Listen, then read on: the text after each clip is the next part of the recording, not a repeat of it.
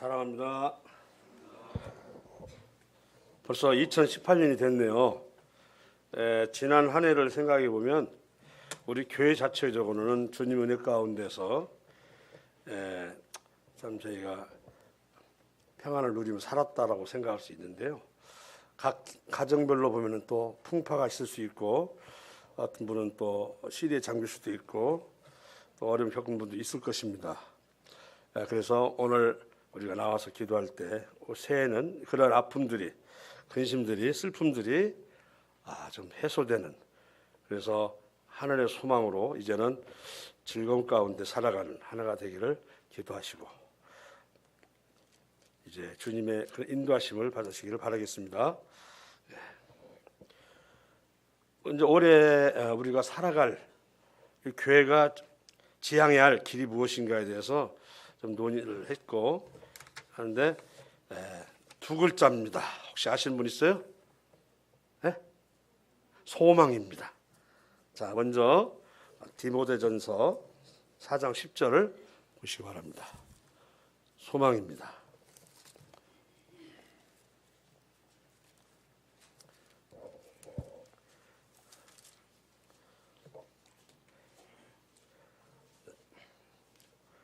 자, 찾았습니까? 같이 봉독하겠습니다. 찾았으면 시작.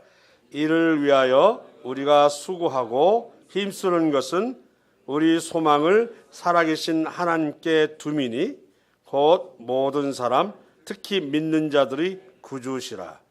다시 한번. 자, 우리의 소망을 살아계신 하나님께 두미니. 이것이 가장 핵심이 되겠습니다. 물론 우리가 지난해에도 거기에 두지 않고 살아갔다는 얘기는 아니지만, 그러나 살다 보면 그 소망이, 그쪽은 좀 맥이 빠지고 내가 바라던 소망으로 갈 수가 있어서 또 한번 다짐하고 진정한 소망이 무엇인가를 오늘 짧은 시간에 나누기를 바라겠습니다. 또 골로새서 1장 5절에도 보면은 1장 5절에도 너희를 위하여 하늘에 쌓아둔 소망으로 말미암음이니, 너희를 위하여 하늘에 쌓아둔 소망으로 말미암으니, 그 소망으로 인해서 복음의 진리의 말씀을 들은 것이다 이렇게 되어 있거든요. 우리가 하늘에 소망이 없다면 복음의 진리가 전파되지도 또는 들을 일도 없다는 내용입니다. 자, 그러면 두 가지의 우리가 예화를 통해서 오늘 소망에 대해서 한번 생각해 보기로 하겠습니다. 먼저 마태복음 7장 익히 하는 말씀이지만 오늘은 새롭게 또 우리 소망에 맞게 해석을 하겠습니다. 자, 마태복음 7장입니다.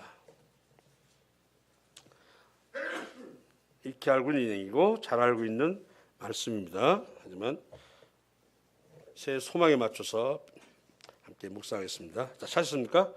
24절부터 27절까지 읽겠습니다. 제가 먼저, 그 다음에 성도님 두 번째입니다. 제가 하겠습니다. 24절. 그러므로 누구든지 나의 이 말을 듣고 행하는 자는 그 집을 반석에 지은 지혜로운 사람 같으리니,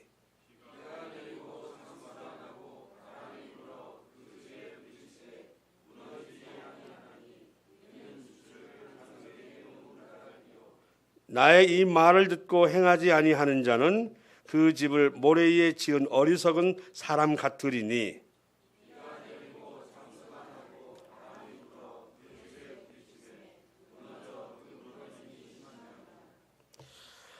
우리가 이 말씀은 참 많이 나누고 또 묵상하고 있는 부분인데요. 물론 이스라엘과 관련해서 내용은 전에도 들었겠죠. 한 번 더 얘기한다면, 우리가 그 예루살렘에서 여리고를 할 때는 내려가는 길인가요? 올라가는 길인가요? 여리고를 할 때는 해발 100 몇 미터로 내려가요. 지상 해발 800 몇 미터에서 내려가는 길인데, 물론 그 길도 딴뜨던 길은 아니지만 포장된 길 가다가 이제 여리고 들어가는 입구에 와디 켈트라고 있어요. 와디는 아시겠어요? 그 건기 때는 그냥 물 없는 길처럼 되어 있지만 우기 때는 뭐가 돼요? 물이 흘러가는. 이제 그래서 와디라고 그러는데 유대 광야의 한 부분입니다.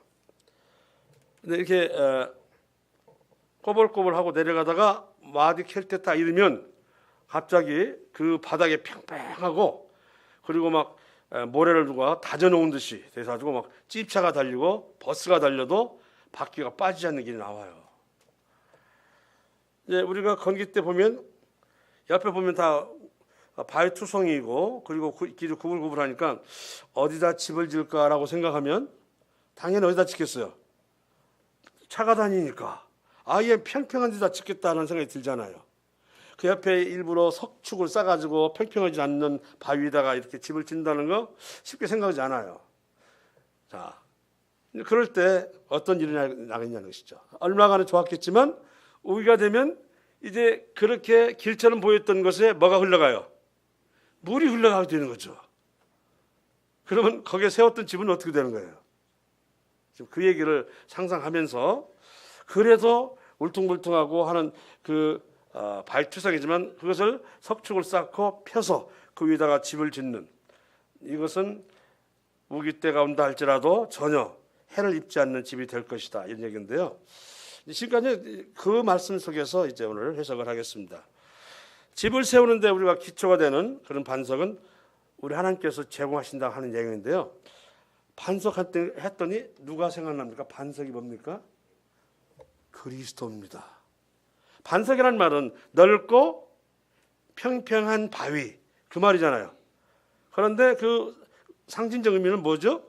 그리스도십니다. 그러니까 우리의 소망이 아까도 4장 10절에 말씀드렸지만 그리고 우리의 소망에서 예수 그리스도의 명령에 따라 바로 사도는 바울은 말하기를 이제 천국에 이를 소망을 그리스도의 충만한 공로 위에다가 터를 짓고 집을 짓는다 이런 식으로 이제 해석이 가능하다는 것입니다. 이해하시겠죠? 제가 묵상하고 한 부분이 이제 그렇게 해석을 하겠습니다. 어쨌든 우리의 필요에 충족한 것은 세상의 어떤 재물과 지혜와 세상의 물건이 아니고 바로 온전하신 그리스도로 말미암이다 하는 것을 지금 말씀드리고자 하는 것인데요. 집은 그렇게 짓지만 그 집이라고 하는 의미가 무엇이냐? 반석은 곧 그리스도 때문에 그리스도 터 위에 집을 짓는 것이다. 이렇게 할 수가 있습니다. 우리가 천국에 이르기를 소망한다고 말을 합니다. 그러면서도 뭐든지 모르게 반석이 아닌 모래에다가 집을 짓는 이런 모습들을 보기도 합니다. 되게 보면 그런 사람들 집을 빨리 짓고 늘 평안한 것처럼 보입니다. 그런데 그것은 나중에 지나고 보면 그것이 얼마나 허망해질 것인가를 경험하게 된다는 것인데요. 어떤 사람은 세상의 번영에다 소망을 두죠. 내가 편안하고 풍족하고 사는 것에 이것도 다 하나님께서 나에게 주신 기쁨이요 즐거움이다 라고 생각하기도 하고 이거야말로 내가 바른 길로 가고 있지 않는가 라고 생각할 수도 있습니다. 또는 말로 하는 그런 신앙의 표현들 또 겉으로 우리가 그리스도처럼 이렇게 행동하는 것들 또한 사람들의 평판들 위해서 우리가 우리 자신을 세워간다든지 하는 이런 부분들은 좀 조심할 필요가 있다고 하는 것이죠. 때는요 말씀도 듣고 교회도 출석하고 기도도 하고 남에게 해를 안 끼쳐요. 그러면 이 정도면 나도 주 안에서 잘 살아가고 있는 것이 아닌가라고 하지만 그러나 어딘지 모르게 모래 위에다가 집을 짓는 모습처럼 때가 되면 우리의 소망처럼 보인 그것이 얼마나 허약한가를 드러낼 수 있다고 하는 겁니다. 이 정도면 괜찮은 것 같잖아요. 자, 여기 보면은 비가 내리고 창수가 나고 바람이 불어 그 집에 부딪히되 무너지지 아니하니 이건 바로 이제 폭풍이 불어와서 우리의 소망의 밑바닥에 있는 것을 시험할 때라고 말씀하고 있는 것이에요. 비가 내리고 창수가 나고 바람이 불러 그 집에 부딪히면 세상에 이런 시험이 닥치면 늘 말씀을 듣기만 한 사람과 들었던 말씀을 행한 자는 분명히 차이가 난다고 말씀하고 있습니다. 그게 문제입니다. 그래서 내가 그 일을 겪으면 내가 기초라고 생각했던 이것이 바른 것이었는지 또는 허망한 것이었는지를 보게 된다고 하는 것입니다. 그래서 지금은 잔잔한 것처럼 보이지만 스스로도 이런 시험이 닥칠 때 과연 내가 얼마나 든든하게 견딜까 하는 것에 대해서 이제 경험할 때가 온다라고 생각하시고 정말 내가 그리스도 반석에 소망을 두고 살고 있는가 이런 부분에 대해서 생각해 봐야 한다는 것입니다. 앞서도 말했지만 현재 눈에 보면은 평탄하기 때문에 집주인도 좋아요. 모래로 다져진 땅 아닙니까? 그 모래 물이 흘러가다가 그게 마르면 그렇게 단단할 수가 없어요. 그런데 그게 잠시 우기가 되면 이제 그 집은 탈이 나는 것입니다. 자, 하나 더 보겠습니다. 역시 이렇게 하는 말씀인데요. 마가복음 4장 부분을 보겠습니다. 마가복음 4장입니다.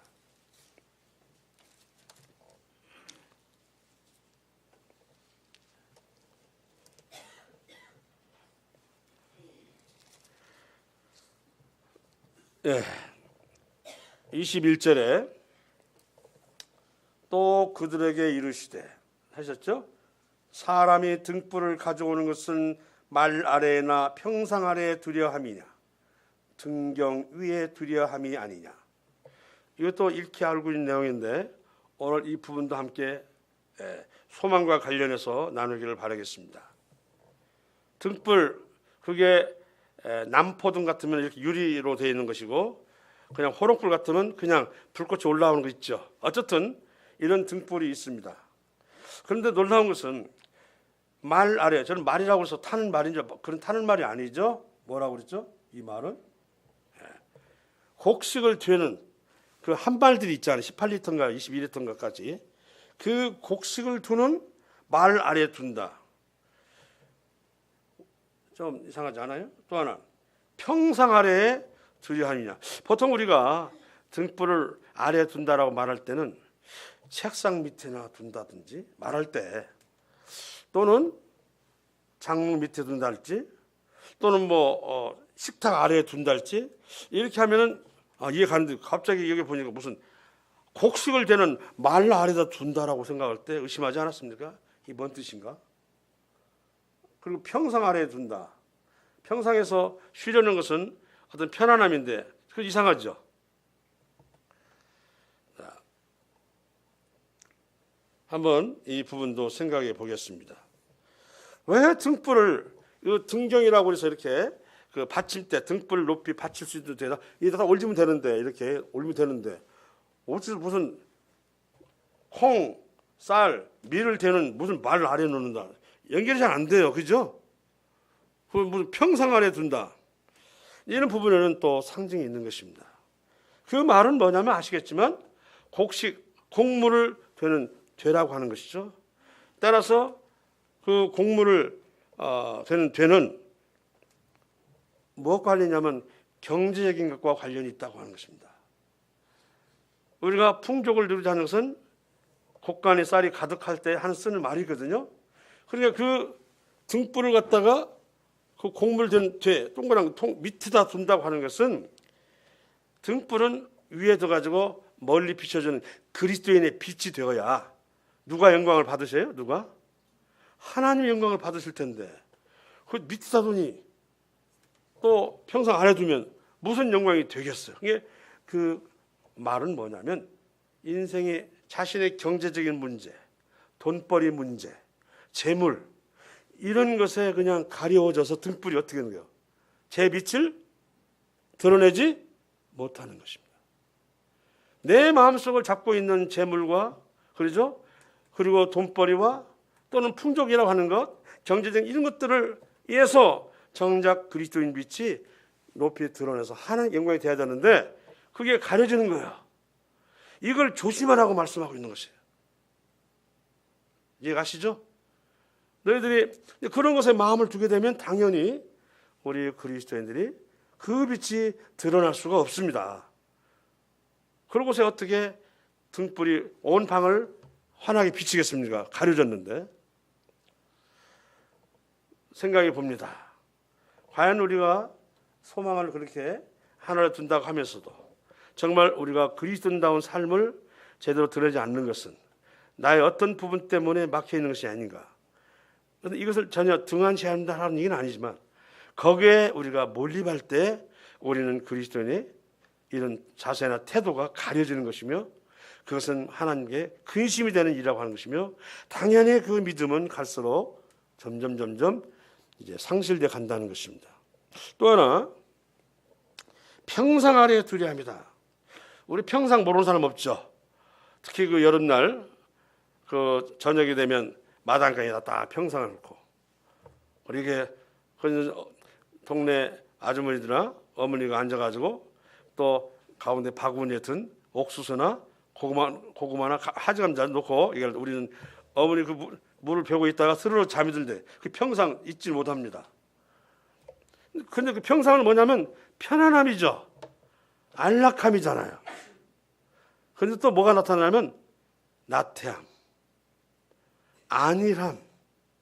그 삶에 젖으면 우리 등불이 그 밑에 있다고 하는 것은 그리스도인의 빛이 제대로 드러난다 안 드러난다? 안 드러나죠. 당연히. 평상 밑에 있다는 건 내 삶이 세상에 이 정도면 뭐 먹고 살만하고 별 자식도 탈이 없고 가정에도 큰 불화 없고 하는 것에 내 마음이 딱 잡혀 있으면 그게 그리 영광이 되는 것 같아도요. 그것으로 즐거움을 삼아버리니까 정작 등불은 평상 아래에 있는 것처럼 가려진다고 하는 것입니다. 우리 생활이 혹시 이렇게 안일함과 나태함 가운데 있음으로 인해서 그리스도인다운 우리 자신을 드러내지 못하고 사는 것인가? 하나님과 구주 예수 그리스도를 정말 드러내지 못하고 어떻게 보면 잊혀진 상태로 살고 있지 않은가? 또는 숨겨진 상태로 우리가 살아가고 있지 않은가? 여러분 이런 말씀 있죠? 모든 사람에게 칭찬을 받는 사람은 복이 있으라 화가 있으라. 다시 한번. 모든 사람에게 칭찬을 받는 사람은 복이 있다, 화가 있다. 화가 있도다 그랬어요. 이상하죠? 우리가 그 장로의 직분 중에 하나가 뭐냐면 이방인에게도 선한 증거를 얻어야 할 것이니 이렇게 되어 있어요. 그죠? 그래야 비방과 마귀의 올무에 빠져가 염려함이라 이런 거 있잖아요. 그런데 모든 사람에게 칭찬을 받으면 화가 있으라고 했어요. 왜 그런지 아십니까? 우리 그리스도인들은 주의 복음을 전하거나 메시지를 전할 때 이 경건한 말을 전할 때는 경건치 않은 자들이 반발하게 돼 있어요. 경건하지 않은 사람들이 그 말을 들으면 회방하게 돼 있고 그리고 한마디로 불편하게 여기게 돼 있는데 이런 사람까지도 칭찬받는다고 하는 것은 내가 세상 살아가는 모든 사람과 친구가 된다고 하는 것은 경건한 하나님의 말씀이나 복음을 증거하지 않고 있기 때문이다. 그래서 세상 사람도 누구에게나 다 칭찬받는 사람은 화가 있어라. 놀라운 얘기가 나온 거예요. 우리가 하나님을 제대로 알아야 돼요. 그래서 우리가 2018년에는 정말 우리 등불을 이런 돈벌이한 말 아래 두거나 나태함과 안일함 가운데에서 젖어가지고 그 평상 아래 둠으로 인해서 정말 내가 그리스도인 것을 드러내지 못하고 감추고 숨기고 그리고 세상 사람들 칭찬받는 이래가지고는 하늘에 소망이 있다고 말씀을 할 수가 없습니다. 오늘 반석에 짓는 집은